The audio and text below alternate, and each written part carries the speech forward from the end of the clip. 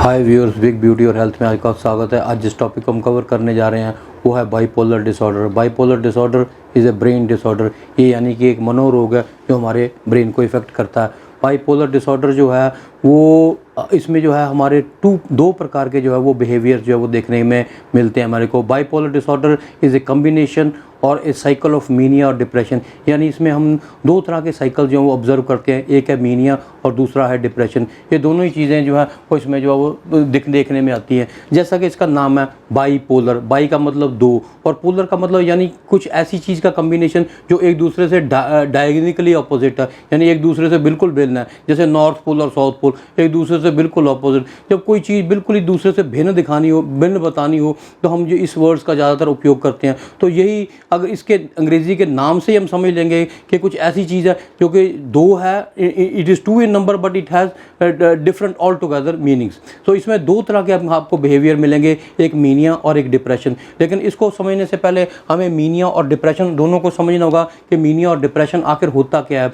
सबसे पहले हम डिप्रेशन को समझेंगे। डिप्रेशन एक वो स्टेट है जिसमें कि हमें परसिस्टेंट जो है वो सैडनेस जो है वो फील होती है। हमारी लाइफ में दुख आते हैं, प्रॉब्लम्स आती हैं, या ऐसी कोई सर्कमस्टांसेस है जो, या कुछ ऐसे हालात हैं जो हमारे हिसाब से नहीं हो पाए, जिससे हमारे को सैडनेस होती है और फिर हम नॉर्मल भी हो जाते हैं। ये होना कोई जो है वो कोई अबनॉर्मल बात नहीं है, ये बड़ी एक नॉर्मल बात है। ऐसा हमारी लाइफ में होता ही रहता है। अगर ऐसा होता भी है तो इसमें कोई किसी प्रकार की जो है वो गलत बात नहीं है, ये जो है वो एक नॉर्मल साइन है। लेकिन इसमें क्या है कि जो आपकी जो डिप्रेशन में क्या होता है कि जो आपकी जो सैडनेस है वो एक लंबे समय तक चलती है। इसके अलावा जो है वो हम सब जो है वो अपने फ्यूचर के प्रति थोड़े बहुत जो है वो फियरफुल होते हैं, और कुछ फियर रखना जो है वो स्वाभाविक बात भी है। लेकिन अगर ये फियर जो है वो ज़रूरत से ज़्यादा हो जाए तो वो एंग्जाइटी बन जाती है, और एंग्जाइटी भी जो है वो सिम्टम है डिप्रेशन का। इसमें जो है वो व्यक्ति को जो अपने फ्यूचर को लेकर जो है वो ज़रूरत से ज़्यादा ही जो है वो डर लगता है, और वो अपने फ्यूचर को लेकर घबराता है। ये सब जो है वो एंग्जाइटी और डिप्रेशन जो है, ये सब जो है वो डिप्रेशन की जो साइंस एंड सिम्टम्स हैं। इसके अलावा व्यक्ति को उन सब चीज़ों में जिसमें वो प्रीवियसली जो है वो बड़ा मज़ा लेता था, जैसे वो कोई कॉमेडी चैनल देखता था, कोई कॉमेडी सीरियल देखता था, या कोई अपने मनमर्जी के सॉन्ग्स वगैरह सुनता था, उनमें वो एंजॉय करता था। अब उन्हें इन सब चीज़ों में जो है वो किसी प्रकार का कोई मज़ा या प्लेयर नहीं मिलता, और वो अपने आप को हर तरह से जो है वो आइसोलेट कर लेता है, और बिल्कुल जो है वो कट ऑफ करके अपने आप को जो है हर काम से जो है अपने आप को कट ऑफ कर लेता है। इस तरह के जब साइंस एंड सिम्टम्स हम किसी में देखते हैं तो these are the signs and symptoms of the depression. और मीनिया जो है वो बिल्कुल ही इससे ऑपोजिट है। जैसा कि मैंने आपको डिजीज़ में शुरू में बता ही दिया कि bipolar disorder is a combination of mania and depression. और मीनिया जो बिल्कुल ही है वो डिप्रेशन के ऑपोजिट है। इसमें ओवर एक्साइटमेंट होती है, कुछ हद तक जॉय जो है वो तो जायज़ बनती है, लेकिन अगर ज़रूरत से ज़्यादा एक्साइटमेंट या जॉय हो तो वो जो है उसको मीनिया कहलाएगा। इसमें ज़रूरत से ज़्यादा जो है वो व्यक्ति हाइपर एक्टिव होता है, ज़रूरत से ज़्यादा बड़ी बड़ी बातें करता है, बड़े बड़े गोल्स बताता है। ये बताता है कि मेरा जो लाइफ है वो किसी खास मकसद के लिए है, भगवान ने मुझे किसी खास मकसद के लिए भेजा, मैंने वो बड़ा काम कर लेना, मैंने ये कर लेना। और उसे जो है वो इस तरह की जो है बातें करनी जो है वो बड़ी नॉर्मली वो बताता है। इसमें इंसोम्निया यानी पेशेंट को जो वो नींद नहीं आती, और बड़ी कमाल की बात तो ये है कि नींद पूरी होने के बावजूद भी जो है वो उसे किसी किस्म की थकावट महसूस नहीं होती, क्योंकि वो हाइपर एक्टिव होता है, और जो उसकी जो एनर्जी है वो वैसे की वैसी बरकरार रहती है। वो हाइपर प्रोडक्टिव सा आपको दिखाई देता है। लेकिन हकीकत में ये है कि वो अपनी लाइफ के प्रति जो वो रॉन्ग डिसीजंस जो चूज़ करता है, खास करके पैसे में कई स्टूपिड डिसीजंस ले लेगा, कहीं बेफजूल जो है वो इन्वेस्टमेंट कर देगा जहां उसकी कोई रिक्वायरमेंट नहीं होगी, और समाज में जो है वो इस तरह के जो काम करेगा जो सोसाइटी की नज़र में जो है वो बिल्कुल सही ना हो। कई बार उसमें जो है वो सुसाइड के थॉट्स वगैरह भी आते हैं। तो ये सारे जो सिम्टम्स हैं, यानी एक तरफ हाई डिप्रेशन हो जाना जिसमें कि बिल्कुल ही वो उदास है, और एक तरफ बिल्कुल इस तरह का हाइपर एक्टिव हो जाना, ये सब जो है वो बाइपोलर डिसऑर्डर के जो है वो साइंस एंड सिम्टम्स हैं। क्योंकि हम ये देखते हैं कि ये जो बीमारी है इसके दो फेजेस हैं, एक है बिल्कुल डिप्रेस हो जाना और दूसरा है बिल्कुल हाइपर एक्टिव हो जाना। तो इनके दोनों स्टेजेस जो फेजेस के हिसाब से जो है वो पेशेंट को जो है वो दवाई दी जाती है। फर्ज कीजिए कि पेशेंट जो है वो इसमें मिनिक स्टेज में जो है, यानी कि वो हाइपर एक्टिव है और बहुत ही ज़्यादा एक्साइटेड स्टेट में है, तो उसको जो है वो मूड स्टेबलाइजर्स जो है वो दी जाते हैं, और मूड स्टेबलाइजर्स में जो है वो लिथियम कार्बोनेट और सोडियम वेलपोरेट जैसी दवाइयों से दी जाती हैं। हालांकि लिथियम जो है वो एक मूड स्टेबलाइजर है, पर लॉन्ग टर्म यूज के लिए लिथियम जो है वो लिथियम टॉक्सिसिटी कॉज करता है। और जहां तक किडनीज का सवाल है तो तो ये किडनीज में जाकर के जो है वो सोडियम को जो है वो रिप्लेस कर देता है। इससे जो है वो सोडियम बॉडी से एक्सेसिव सोडियम जो बॉडी से जो एक्सपेल आउट होने की बजाय जो है वो रिटेन होना शुरू हो जाता है, और इसके रिटेन होने से एडीमा जैसे जो है वो सिम्टम्स जो है वो हम देखने में आते हैं। ये जो है इस तरह की जो दवाइयाँ, हालांकि लिथियम जो है वो एडिक्टिव नहीं होता, इस तरह की दवाइयाँ हम जो है वो मीनिया में दे करके जो है वो सिचुएशन को जो है वो कंट्रोल कर सकते हैं। और डिप्रेशन की स्टेज में जो है एंटी डिप्रेसेंट्स हो गए और कई प्रकार के जो बेंजोडाइजापीन्स हो गए, एंटी डिप्रेसेंट्स हो गए, सेडेटिव्स वगैरह दे के जो है वो जो है वो पेशेंट की सिचुएशन को जो है हम इजीली कंट्रोल कर सकते हैं।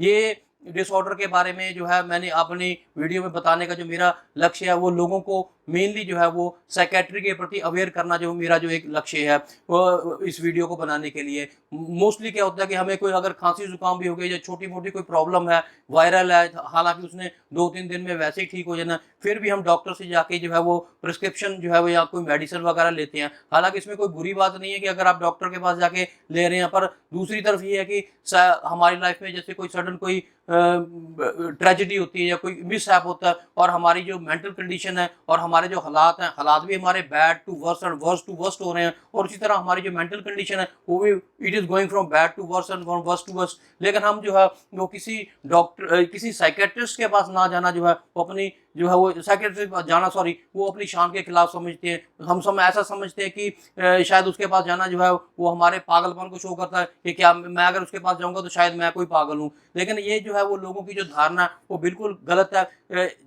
शिजोफ्रेनिया हो गया, बाइपोलर डिसऑर्डर हो गया, या कई प्रकार की जो ऐसी मेंटल जो डिसऑर्डर्स हैं वो बहुत इंटेलिजेंट से इंटेलिजेंट लोगों को भी देखने में पाई गई हैं। एक सीरियल किलर के बारे में मैं आपको जिक्र करना चाहूँगा कि उसे शिजोफ्रेनिया नाम की बीमारी थी और उसने जो है वो इस बीमारी के चलते जो है वो कई लोगों का जो है वो मर्डर कर दिया, और वो इतना इंटेलिजेंट था कि पुलिस के हाथ नहीं चढ़ता था। बाद में स्टडी में पाया गया कि उसका IQ लेवल इतना हाई था कि जिसमें जो है वो शायद दुनिया के 3% लोग ही शामिल होते हैं। और बाइपोलर डिसऑर्डर और शिजोफ्रेनिया ये भी इंटेलिजेंट से इंटेलिजेंट और जीनियस से जीनियस लोगों को भी होते हैं। बहुत सारी सिचुएशंस में जो है हम जो है वो इस तरह की जो है हेल्प नहीं लेते, और कई प्रकार की हमारे मन में जो है साइकेट्री के प्रति मिसकंसेप्शंस होती हैं, वो ये कि शायद हमें वहाँ पर शॉक्स मारे जाएंगे, लेकिन हर जगह नहीं, ऐसा नहीं होता। मेडिसिन से और काउंसलिंग से जो है हमें रिलीफ मिलता है। अगर हम शरीर की बीमारी के लिए डॉक्टर के पास जा सकते हैं तो साइकेट्रिक प्रॉब्लम के लिए क्यों नहीं। अमेरिका में इस तरह की अवेयरनेस है, और मैं यही सोचता हूँ कि इंडिया में भी इस तरह की जो है वो अवेयरनेस हमारे मन में होनी चाहिए,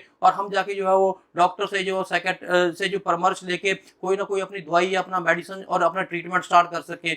और बहुत सारी जितनी भी जो है वो सुसाइड्स वगैरह होती हैं वो मोस्टली जो है वो इसीलिए होती है कि हम जो है जो पेशेंट जो है वो इसकी तरफ कोई ध्यान नहीं देता, और जो है वो डॉक्टर से जो किसी प्रकार की हम जो है वो गाइडेंस नहीं लेते। अगर आपके आसपास के किसी भी व्यक्ति को इस तरह के साइंस एंड सिम्टम्स है तो आप डॉक्टर से परामर्श करके जो इस तरह की दवाइयाँ जो आप स्टार्ट कर सकते हैं। जितनी भी मैंने दवाइयों का इसमें जिक्र किया है, they are anti psychotic drugs. बिल्कुल जो है वो आपने अपनी मर्जी से ये इसमें से कोई भी ड्रग नहीं लेनी, भले चाहे कोई केमिस्ट आपका कितना भी अच्छा फ्रेंड क्यों ना हो। लेकिन और केमिस्ट को भी इस तरह की दवाइयाँ जो है वो किसी भी प्रकार से किसी व्यक्ति को नहीं देनी चाहिए। They are extremely dangerous if you take it by yourself. अगर आप अपने मन से लेते हैं तो ये आपके लिए इतनी हानिकारक भी हो सकती है कि आपको सुसाइड के लिए जो है वो इनिशिएट कर सकें, क्योंकि इनके साइड इफेक्ट्स जो है वो बहुत ज़्यादा होते हैं। ये सिर्फ किसी साइकेट्रिस्ट की जो गाइडेंस में जो है वो ये दवाइयाँ आपने लेनी है और इसको लेकर के जो है वो अपना लाभ उठा सकते हैं।